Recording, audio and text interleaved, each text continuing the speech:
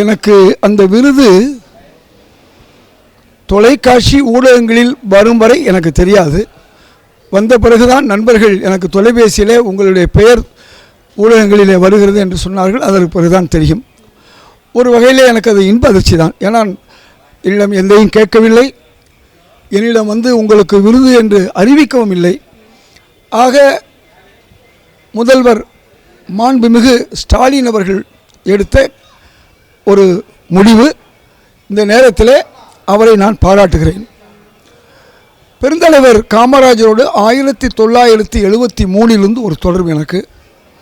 நான் மாணவர் காங்கிரஸ் சார்பாக அவர் கையிலே திண்டுக்கல் தேர்தல் நிதியை வழங்கினேன். அது ஒரு மகிழ்ச்சி என்னவென்று சொன்னால், நான் கொடுத்தது மிக குறைந்த தொகை.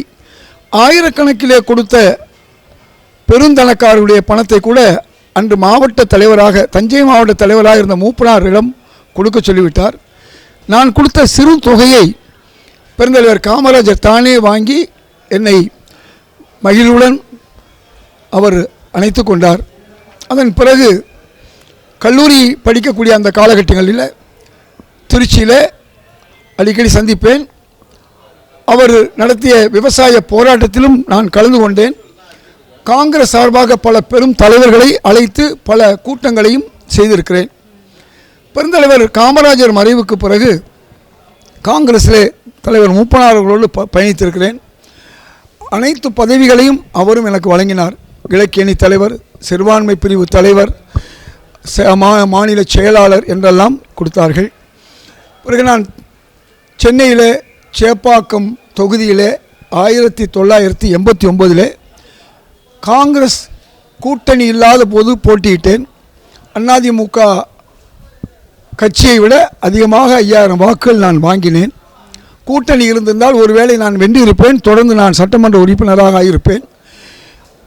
1989 இதுவரை 14 தேர்தல்களில் காங்கிரஸ் எனக்கு சீட்டு வழங்கவில்லை.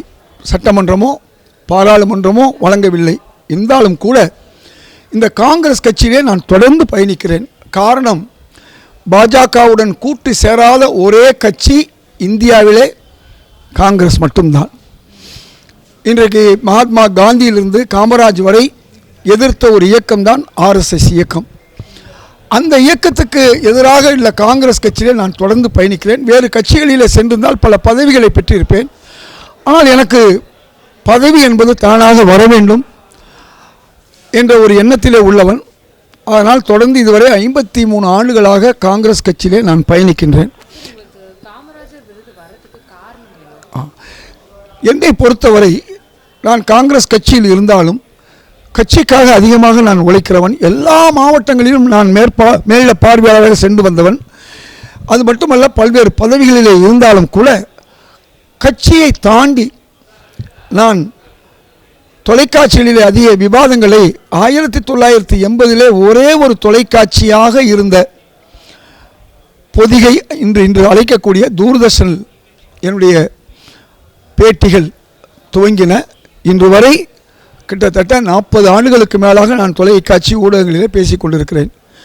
இதை விட நான் காமராஜர் அவர்கள் எப்படி மக்கள் பணியை பெரிதும் விரும்பினாரோ, நான் விரும்பக்கூடிய எங்களுடைய தலைவர் நபிகள் நாயகம் எவ்வாறு பொதுப்பணியைத்தான் அதிகமாக நேசித்தாரோ, அவர் கூறிய திருக்குரான் நம்பிக்கை நற்செயல் என்பதைத்தான் நூற்றுக்கணக்கான தடவை கூறுகிறது.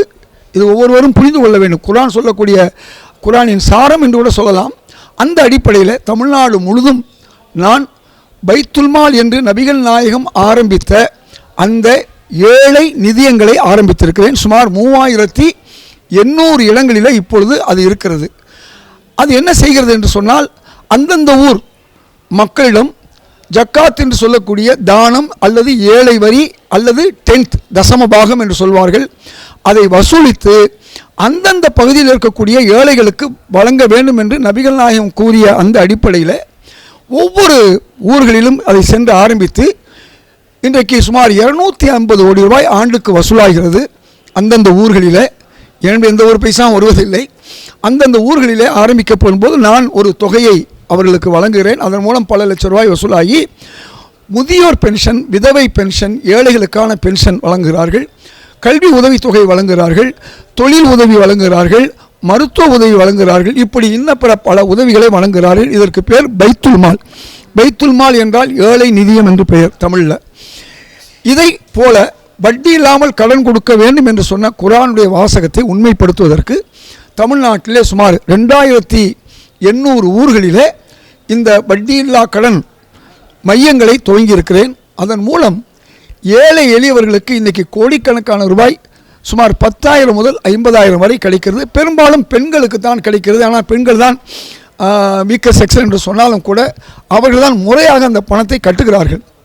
இப்படி இது போன்ற தொண்டுகள் அல்லாமல் ஒவ்வொரு மாவட்டத்திலும் ஆண்டுதோறும் நானும் எனது நண்பர்களும் சீடு ட்ரஸ்ட் என்று சொல்லக்கூடிய அதனுடைய தலைவராக நான் இருக்கிறேன். சமூக கல்வி பொருளாதார முன்னேற்ற கழகம் அதுக்கு பேர் socio economic educational development trust. அந்த அறக்கட்டளை சார்பாக தமிழ்நாடு முழுக்க மாவட்டந்தோறும் உள்ள அமைப்புகளோடு எங்களுடைய அமைப்பு ஒரு பொருளாதார உதவியை கொடுத்து அவர்களும் வசூல் செய்து அதன் மூலமாக கல்வி உதவித்தொகையை வழங்கி கொண்டிருக்கிறோம். இப்படி பல்வேறு பொதுப்பணிகளை நான் செய்வதோடு அல்லாமல் இலக்கிய கழகத்தின் மூலமாக இந்த தமிழ்நாட்டிலே உள்ள முஸ்லீம்களுக்கு இடஒதுக்கீடு என்பது என் மூலம் கிடைத்தது. 2007 அன்றைய முதல்வர் கலைஞரும் ஆளுநரும் இருந்தார்கள். நான் தான் பொதுச்செயலராக வரவேற்புரை நிகழ்த்தினேன். அதில் நான் கூறும்பொழுது காங்கிரஸ் ஆளக்கூடிய மாநிலங்களிலே கர்நாடகா, கேரளா, ஆந்திராவிலே இடஒதுக்கீடு இருக்கிறது. தலைவர் அவர்களே, கலைஞர் அவர்களே, உங்களுடைய தமிழகத்திலே நீங்கள் ஆட்சி செய்யும்போது அது இருக்க வேண்டும் என்று கேட்டேன். அந்த இடத்திலே அவர் நண்பர் இதயத்துல்லா கூறுவது போன்று கேரளாவிலும் கர்நாடகாவிலும் அந்த இடஒதுக்கீடு இஸ்லாமிய இடஒதுக்கீடு நடைமுறையில் இருக்குமானால் நாளைக்கே அதற்கான அவசர சட்டத்தை பிறப்பிப்பேன், அதில் கையெழுத்திட வேண்டிய ஆளுநரும் இதோ இருக்கிறார் என்று சொன்னார். அதன்படி அவர் அடுத்த மாதமே எல்லா சர்வகட்சி தலைவரையும் பார்க்க சொன்னார். பார்த்தேன், அவர் கொடுத்தார். அந்த 3.5 விழுக்காடு என்பது மிக குறைந்தது தான். நான் கேட்டது 5 விழுக்காடு. இதன் நினைவாக இதனுடைய நீட்சியாக 2011 என்னுடைய மகனுடைய திருமண விழாவிற்கு அன்றைய முதல்வர் கலைஞர் தலைமையேற்றார். அப்பொழுது நான் இந்த கோரிக்கையை வைத்தேன். தமிழகத்திலே முஸ்லீம்களுக்கு 7 விழுக்காடு இடஒதுக்கீடு இருந்தது, எங்களுக்கு 3.5 கொடுத்திருக்கிறீர்கள், இன்னொரு 1.5 கொடுத்தால் உங்களோடு ஒன்றி இருப்போம் என்று கூறி 5 விழுக்காடு தர வேண்டும் என்று அவருக்கு விளக்கம் சொன்ன பொழுது, இதயத்துல்லா அழைத்தது மனவிழாவுக்கா அல்லது மாநாட்டிற்கா என்று கேட்ட அவர் நிச்சயமாக ஆட்சிக்கு வந்தவுடன் 2011 இறுதி நேரம், அது 2011 தேர்தலுடைய ஆரம்ப நேரம், அதனால் ஆட்சிக்கு வந்தவுடன் 5 விழுக்காடை தருவேன் என்று சொன்னார். அந்த நேரத்திலே அவர் ஆட்சிக்கு வர முடியவில்லை. இந்த 2007 இடஒதுக்கீடு கேட்டதற்கு பிறகு எங்களுக்கு உலமா வாரியம் வேண்டும் என்று கேட்டேன். மகளிர் உதவு சங்கம் என்று மாவட்டந்தோறும் 10 லட்சம் ரூபாய் அரசு கொடுத்தால், 10 லட்சம் ரூபாய் அந்த மக்கள் கொடுத்தால் 20 லட்சம் ரூபாய் அரசு கொடுக்கக்கூடிய ஒரு திட்டம். அந்த திட்டத்தை தலைவர் கலைஞர் அவர்கள் செயல்படுத்தினார்கள். அதைத்தான் இன்று நீட்சியாக நம்முடைய முதல்வர் ஒரு மாவட்டத்துக்கு 2 திட்டம் என்று அறிவித்திருக்கிறார். அது மட்டுமல்லாமல் உலமா வாரியம், மகளிர் விடுதிகள் கேட்டேன், 16 விடுதிகள் கொடுத்தார் கலைஞர். இப்படி ஒரு வக்குஃப் வாரிய தலைவராக ஒரு நேர்மையானவரை நியமிக்க வேண்டும் என்று நான் கோரிக்கை விடுத்தேன். கவிக்கோ அப்துல் ரஹ்மான் அவர்களை நியமித்தார். இப்படி பொது வாழ்க்கையிலே இதுவரை எதையும் எதிர்பாராமல் பெருந்தலைவர் காமராஜர் எவ்வாறு எதுவுமே இல்லாமல் செய்தாரோ அதே போன்று என்னுடைய சொந்த தொகையில்தான் பிறருக்கு நான் கொடுத்திருக்கிறேனே ஒழிய மற்றபடி எவரிடமும் நான் எதையும் எதிர்பார்க்காமல் பெருந்தலைவர் காமராஜருடைய வழியிலே நான் செய்கிறேன். காமராஜருக்கு வரக்கூடிய பணத்தை எல்லாம் அந்த நேரத்திலே ஹிந்து நிறுவனரிடம் கொடுத்து வைத்திருந்தார். அதன் மூலம் ஒரு பெரிய தொகை வந்ததினால்தான் இன்றைக்கு காமராஜர் திடல் என்று ஒன்று வந்திருக்கிறது. எப்படி பெருந்தலைவர் காமராஜர் காங்கிரஸுக்கு உழைத்தாரோ அதுபோன்று நான் உழைக்க வேண்டும் என்று பொதுமக்களுக்கும் உழைக்கிறேன், கட்சிக்கும் உழைக்கிறேன். இப்பொழுது நேற்று நம்முடைய துணை முதல்வர் மாண்புமிகு இளைய கலைஞர் உதயநிதி ஸ்டாலின் அவர்களை பார்த்தேன். ஏற்கனவே நான் இது முதல்வருக்கு கொடுத்த கோரிக்கை தான். இன்றைக்கு நீட் தேர்விலே விலக்கு என்பது 7.5 விழுக்காடு மட்டும்தான் இருக்கிறது. ஆணையம் 10 விழுக்காடு வழங்கி இருக்கிறது. ஆகவே இந்த 2.5 விழுக்காட்டு அந்த நீட் விலக்கை அரசு உதவி பெறும் பள்ளிகளுக்கு தர வேண்டும் என்று தொடர்ந்து ஒரு 4 ஆண்டுகளாக கோரிக்கை வைத்திருக்கிறேன்.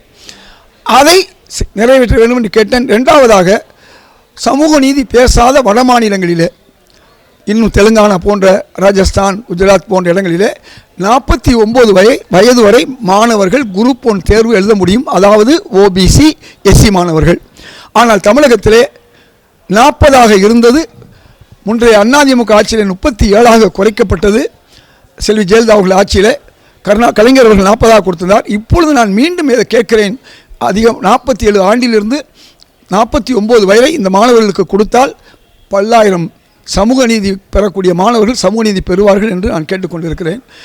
இதுபோன்று பல்வேறு விஷயங்கள், சிறைவாசி விடுதலைக்காக வேண்டி 30 ஆண்டுகள் எந்த மதமாக இருந்தாலும் சிறையில் இருப்பவர்களை விடுதலை செய்ய வேண்டும் என் தலைமையிலே சர்வகட்சி கூட்டம் ஒன்று நடந்தது சென்னை ஆட்சியர் அலுவலகத்தில். அந்த நேரத்தில் சர்வகட்சியினர் வந்திருந்தார்கள். பல தலைவர்கள் திருமாவளவன் போன்றவர்களெல்லாம் வைத்து நான் பேட்டி கொடுக்க வைத்தேன்.